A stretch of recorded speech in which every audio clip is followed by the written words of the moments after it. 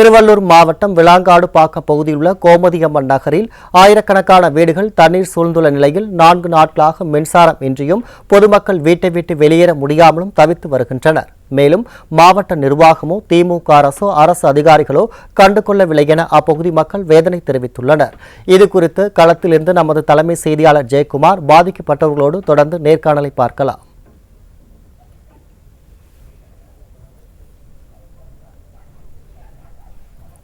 கண்டிப்பாக அருண் சாம், நாம் தற்பொழுது திருவள்ளூர் மாவட்டத்தில் இருக்கக்கூடிய விளாங்காடு பாக்கம் கோமதி அம்மன் நகர் அனெக்ஸ் என்கிற அந்த பகுதியில் இருக்கிறோம். பல்லாயிரக்கணக்கான குடும்பங்கள் இந்த பகுதியிலே வசிக்கிறார்கள். மழை விட்டு 4 நாட்கள் ஆகிறது. ஆனால் இந்த மக்களுடைய கண்ணீர் இன்னும் வந்து கொண்டே இருக்கிற அளவிற்கு தூரத்தில் தான் இந்த பகுதியில் வசிக்கக்கூடிய மக்கள் தினந்தோறும் வசித்துக் கொண்டிருக்கிறார்கள்.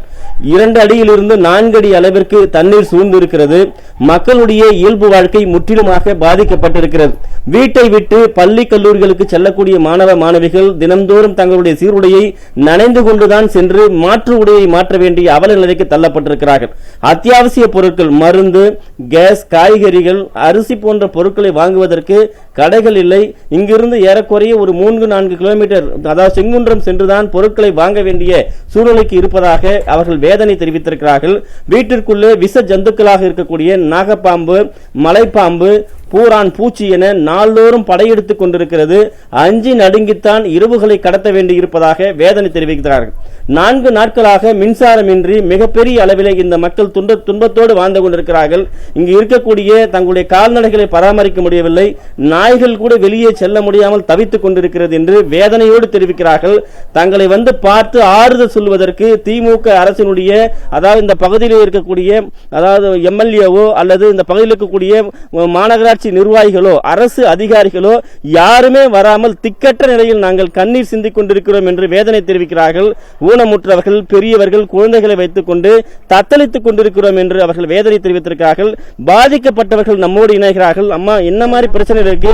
இவ்வளவு தண்ணி தேங்கிட்டு இருக்கு, அதை சொல்லுங்கம்மா. இவ்வளவு தண்ணி தேங்கிட்டு இருக்கு, அது வசதி இல்ல, யாரும் வந்து பார்க்கல, அந்த வாரம்ன்றாங்க, தலை எடுத்து கூட பார்க்கல. 3 நாளா கரண்ட் இல்ல. அவங்க சுயநலத்துக்கே கரண்ட புடுங்கி வச்சுட்டு இல்ல அப்படின்ட்டாங்க. நாங்க 3 நாளா தண்ணியில கடந்து மிதந்துட்டு இருக்கோம். பால் வாங்க போக முடியல, தண்ணி இல்ல, குடிக்க இன்னைக்கு தண்ணி இல்லாம நான் தவிச்சிட்டு இருக்கேன். நேத்து எங்க வீட்டுக்கிட்ட பாம்பு, முந்தா நாள் பாம்பு வந்து அவங்கள வந்து கூட்டிட்டு வந்து இந்த தண்ணிக்குள்ளே போய் கூட்டிட்டு வந்து அவங்கள்ட்ட பிடிச்சிட்டு போக சொல்லி இருக்கோம். ரொம்ப தூரத்துல இருந்து துன்பத்துல இருந்து பாடா படுபடுறோம். வேலை போக முடியல, பிள்ளை கல்லூரி போக முடியல, இடுப்பு அளவுல தண்ணியில இருந்து முங்குறோம். ஒரு மாத்திரை வாங்க போக முடியல, ஒரு டிஃபன் வாங்க போக முடியல, ஒரு பால் கிடையாது. ரொம்ப கஷ்டப்படுறோம். எங்களுக்கு ஏதாவது ஒரு வழி பண்ணுங்க. ஃபர்ஸ்ட் இந்த ரப்பர் கம்பெனி எங்களுக்கு மாத்தி கொடுங்க, எங்களுக்கு ரோடு போட்டு கொடுங்க.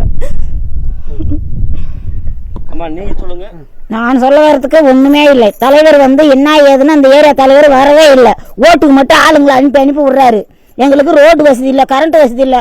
கேட்டோம்னா கொஞ்சம் தண்ணி வத்துட்டுமா செய்யறமா அப்படின்றாரு. தண்ணி வத்தின பிறகு ஆளுங்களே வர்றதில்லை. நாங்க இப்ப என்ன பண்ண முடியும் சொல்லுங்க?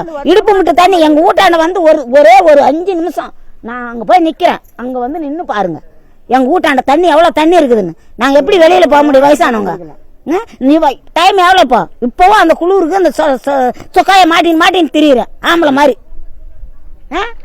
இடுப்பளவு தண்ணி இருக்கு. இங்க தண்ணிக்கு பயந்துன்னு வீட்டுல வந்து உட்கார்ந்தோம்னா வீட்டுக்குள்ள வந்து தேளு, பாம்பு, பூரான்னு வருது.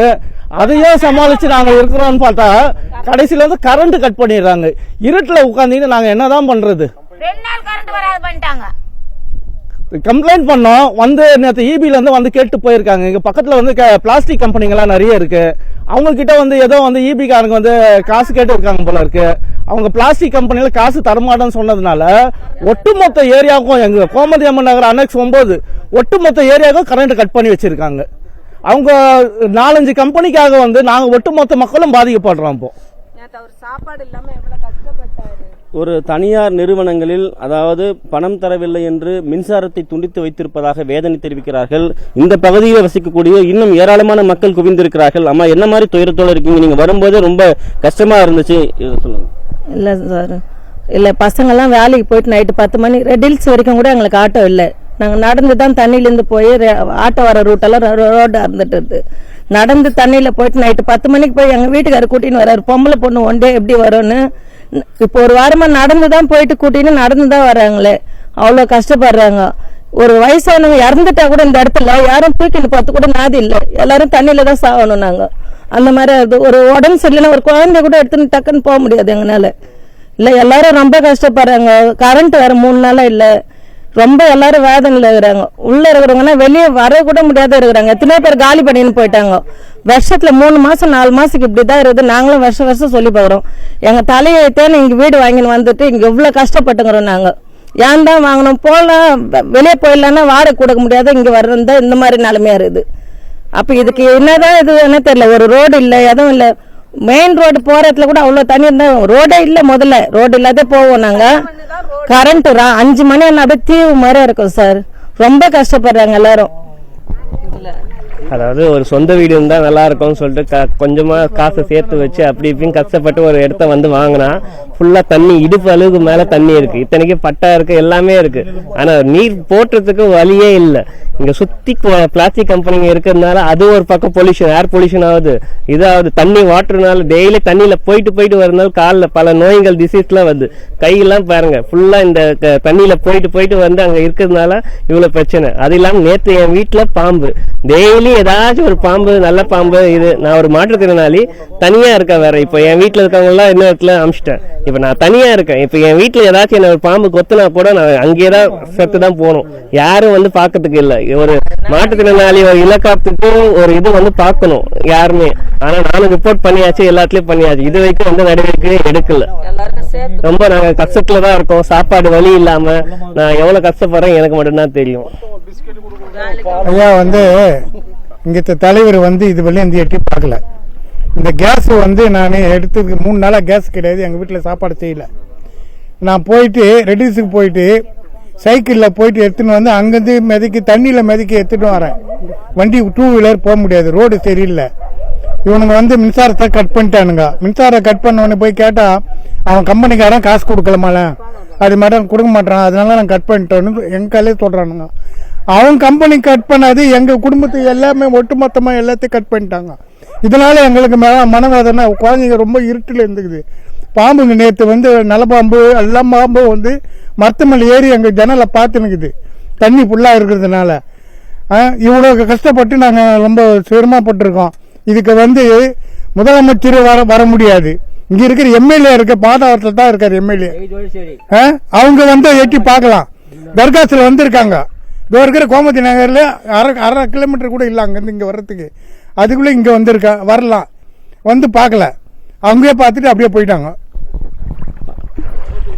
உழைத்து குருவி சேர்ப்பது போல சேர்த்து வைத்த பணத்தை வைத்து தங்களுக்கு ஒரு இடம் வேண்டும் என்று வாங்கி அதிலே ஒரு வீடு கட்டி வாடகை இல்லாமல் வாழலாம் என்று நினைத்தால் இப்படி லேசான மழைக்கு தொடர்ந்து மழை விட்டு 4 நாட்களாக பெருவெள்ளத்தில் தவித்து நாங்கள் வசித்துக் கொண்டிருக்கிறோம். ஒரு மாற்றுத்திறனாளி, குழந்தைகள், முதியவர்கள் என வீட்டிலே சிக்கி தவிக்க வேண்டிய ஒரு சூழ்நிலையில் இருக்கிறோம். இந்த தீர்வு இல்லாமல் எங்களுக்கு இருக்கிறது. கடந்த ஆண்டு கூட இது போன்ற ஒரு துயரத்தில் தான் நாங்கள் இருந்தோம். குறிப்பாக பலமுறை கோரிக்கை வைத்து கண்டுகொள்ளாத ஒரு நிலையில் தான் இந்த அரசாங்கம் இருக்கிறது. எங்களுடைய துயரம் எப்போது ஓயப் போகிறது என்று இந்த பகுதியில் இருக்கக்கூடிய பெண்களும் முதியவர்களும் அதே போல ஊனமுற்றவர்களும் ஒரு சிலிண்டரை எடுத்து வருவதற்கு இந்த தண்ணீரில் என்ன மாதிரி துயரத்தில் நாங்கள் வசித்துக் கொண்டிருக்கிறோம் என்கிற வேதனையை வெளிப்படுத்தக்கூடிய அந்த காட்சிகளை நாம் பார்த்தது குறிப்பிடத்தக்கது. அருண்ஷன்.